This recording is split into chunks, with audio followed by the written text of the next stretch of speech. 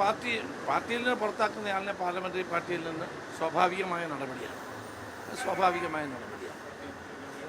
പാർട്ടിയിൽ നിന്ന് പുറത്തൊരാളിനെ parliamentary party ഇരുത്താൻ പറ്റില്ലല്ലോ. അതൊരു സ്വാഭാവിക നടപടിയാണ്. മറ്റു കാര്യങ്ങൾ എന്ത് വേണമെന്നുള്ളത് KPC പ്രസിഡന്റ് എല്ലാവരോടും ആലോചിച്ച് തീരുമാനമാണ്. അല്ല, അത് KPCC പ്രസിഡന്റ് എല്ലാവരുമായി ബന്ധപ്പെട്ട് സംസാരിച്ചേക്കും തീരുമാനം.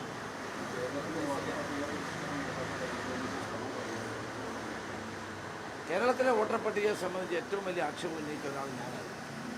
കഴിഞ്ഞ നിയമസഭാ തെരഞ്ഞെടുപ്പിന് മുമ്പ് 4,50,000-ത്തിലധികം വോട്ടുകൾ അത് കള്ളവോട്ടുകളോ അല്ലെങ്കിൽ വ്യാജ വോട്ടുകളോ ചേർത്തിട്ടുണ്ടെന്ന് ഞാനാണെന്ന് സൂചിപ്പിച്ചത്. അന്ന് അതിൻ്റെ പേരിൽ ഞാൻ ഇലക്ഷൻ കമ്മീഷൻ നടപടി സ്വീകരിച്ചില്ല. അപ്പോൾ ഞാൻ ഹൈക്കോടതിയിൽ പോയി. ഹൈക്കോടതിയുടെ മുന്നിൽ തെരഞ്ഞെടുപ്പ് കമ്മീഷൻ 38,000 വോട്ട് ഡിലീറ്റ് ചെയ്തു, സമ്മതിച്ചു. ബാക്കി 4 ലക്ഷം വോട്ട് അവിടെ കിടന്നു. കഴിഞ്ഞ ദിവസം ഞാൻ തന്നെ തെരഞ്ഞെടുപ്പ് കമ്മീഷൻ പരാതി കൊടുത്തു. ഈ 4 ലക്ഷം വോട്ട് അവിടെ 4 ലക്ഷമല്ല, എനിക്ക് കണ്ടെത്താൻ കഴിഞ്ഞത് 4 ലക്ഷം വോട്ടാണ്. 10 ലക്ഷത്തിലേറെ കള്ള വോട്ടുകൾ, വ്യാജ വോട്ടുകൾ കേരളത്തിലെ വോട്ടർ പട്ടികയിലുണ്ട് എന്നാണ് എൻ്റെ വിശ്വാസം. അപ്പോൾ അത് നീക്കാനുള്ള നടപടി ഉണ്ടാകണം എന്നുള്ളത് നമ്മൾ നേരത്തെ തന്നെ എടുത്തിട്ടുള്ള നടപടിയാണ്. ഇപ്പോഴത്തെ കേന്ദ്ര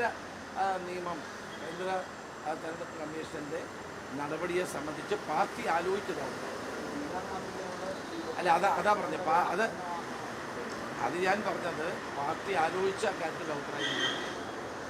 ഇപ്പം ബീഹാറിൽ സംഭവിച്ചത് നമ്മുടെ മുമ്പിലുണ്ട്. അപ്പോൾ അതുകൊണ്ട് കേരളത്തിലും ഏത് തരത്തിൽ ആണ് നിലപാട് സ്വീകരിക്കേണ്ടത് എന്ന് പാർട്ടി കൂടി ആലോചിച്ചിട്ടുണ്ട്. പക്ഷേ കേരളത്തിലെ വോട്ടർ പട്ടികയിൽ ഗുരുതരമായ ക്രമക്കേടുകൾ ഉണ്ട് എന്നുള്ളത് സത്യം.